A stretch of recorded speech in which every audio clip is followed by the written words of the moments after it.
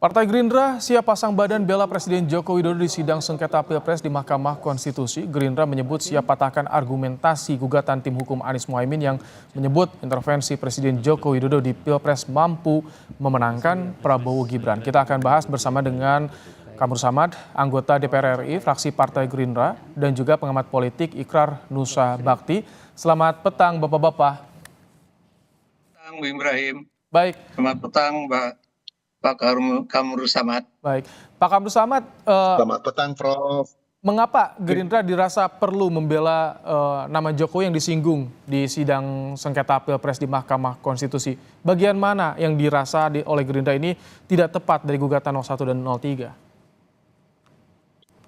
Pertama, Mas Ibrahim, tentu kita semuanya yang bekerja dalam jaringan tim pemenangan, baik yang tergabung di TKN maupun yang tergabung di koalisi partai maupun yang tergabung dalam relawan, betul-betul secara sungguh-sungguh bekerja berdasarkan data yang kita miliki.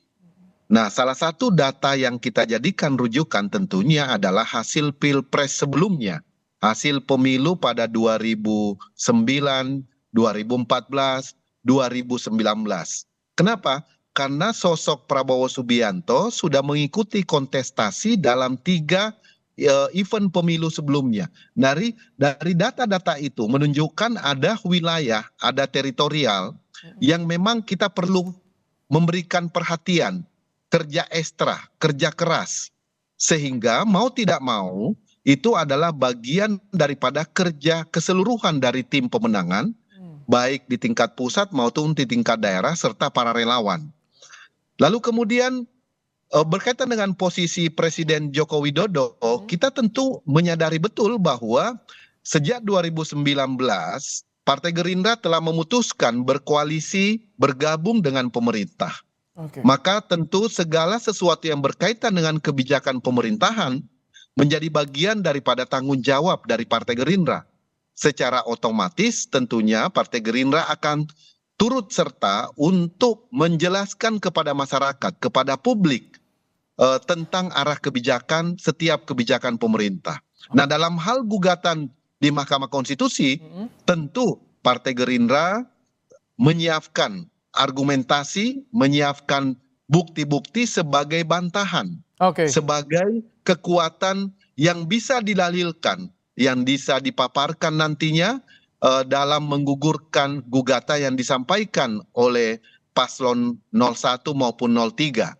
Karena kita meyakini Presiden Joko Widodo selain sebagai kepala negara, beliau juga adalah kepala pemerintahan yang bertanggung jawab menjalankan berbagai macam program, termasuk di dalamnya program yang sifatnya perlindungan sosial di tengah kesulitan ekonomi masyarakat. Kami tangkap. Begitu Mas Ibrahim. Baik, kami tangkap. Pak Ikrar, bagaimana Anda melihat sikap Gerindra yang siap pasang badan, siap bela karena nama Jokowi disinggung di gugatan sidang sengketa Pilpres ini, Pak Ikrar?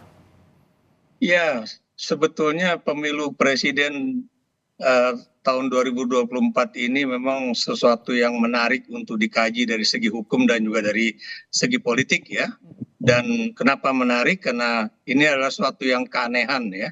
Kenapa terjadi atau disebut anomali politik ya. Saya beri contoh misalnya Jokowi itu maju dari wali kota sampai presiden 2 kali ya. Gubernur DKI juga 1 kali. Itu di bawah bendera PDIP ya. Tapi kemudian pada pemilu 2024 dia malah mendukung calon presiden dari Partai Gerindra ya, yang 2 kali sudah dikalahkan oleh beliau pada 2014 dan juga 2019 begitu ya. Dan ini juga tentunya ada kepentingan pribadi beliau karena biar bagaimanapun ya, kalau tadi Bung Kamru Samad mengatakan beliau adalah kepala negara dan kepala pemerintahan, tapi dia juga adalah kepala keluarga yang anaknya kebetulan bersanding dengan Pak Prabowo Subianto menjadi calon wakil presiden 2024 ini ya, yang tadinya juga adalah kader PDIP gitu kan. Nah, ini yang saya bilang menariknya di situ. Nah, kenapa Gerindra itu akan pasang badan? Karena Partai Gerindra tahun 2024 ini adalah partai yang diuntungkan ya, walaupun dalam kaitannya dengan pemilu legislatif, Gerindra memang tidak terlalu beruntung dibandingkan dengan Partai Golkar ya, yang sama-sama mendukung paslon nomor 2 tersebut ya. Ini yang kemudian buat saya jangan kaget. Jadi ini jadi timbal balik. Jadi timbal ya, balik dari Gerindra ke Jokowi gitu. Pak Ikrar. Gimana?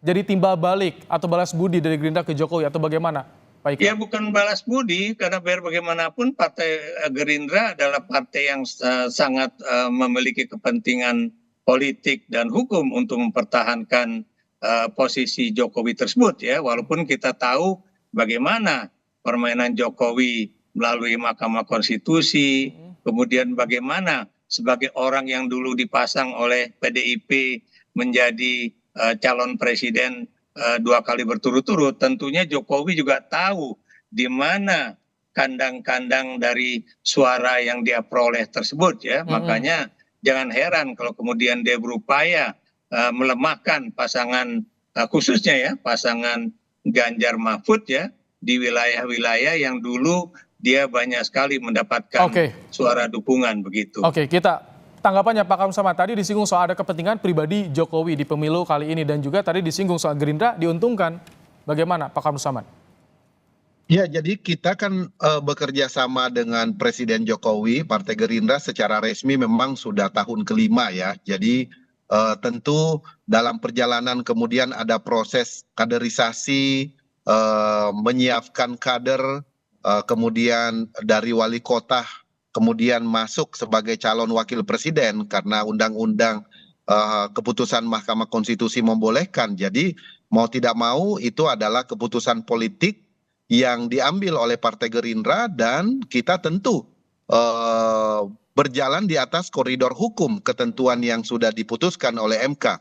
Lalu kemudian kita menawarkan program Mas Ibrahim, mengarahkan arah kebijakan pembangunan nasional untuk 5 tahun ke depan di bawah paslon Prabowo Gibran, dan ternyata tawaran-tawaran program yang kita sampaikan kepada masyarakat itu mendapatkan apresiasi dan itu dibuktikan dengan jumlah suara yang cukup signifikan mencapai 90 juta suara.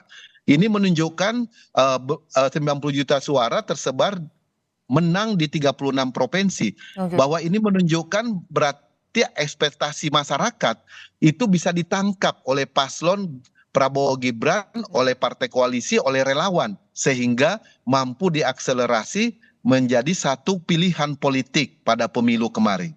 Lalu kemudian menghadapi gugatan ini tentu paslon 02 sudah mempercayakan kepada tim hukum yang sudah dibentuk dan kita punya keyakinan betul tim hukum ini memiliki pengalaman yang cukup memadai untuk menghadapi proses sengketa persidangan di Mahkamah Konstitusi ini. Begitu Mas Ibrahim. Pak Ikrar, kalau Anda lihat dari gugatan 0103 ini seberapa kuat argumentasi yang disampaikan dan apakah nanti berpengaruh terhadap legitimasi hasil pemilu menurut Anda Pak Ikrar? Ya, sebetulnya kalau kita lihat dari gugatan yang diajukan ya, saya pikir sangat kuat ya. Kenapa demikian? Karena biar bagaimanapun persoalan diajukannya nama Gibran itu menjadi suatu problem besar dalam persoalan di Mahkamah Konstitusi, apalagi ada keluar keputusan dari Mahkamah Kehormatan MK begitu kan. Dan kemudian kalau kita perhatikan juga ya, bagaimana kemudian KPU juga mendapatkan misalnya peringatan keras berkali-kali ya dari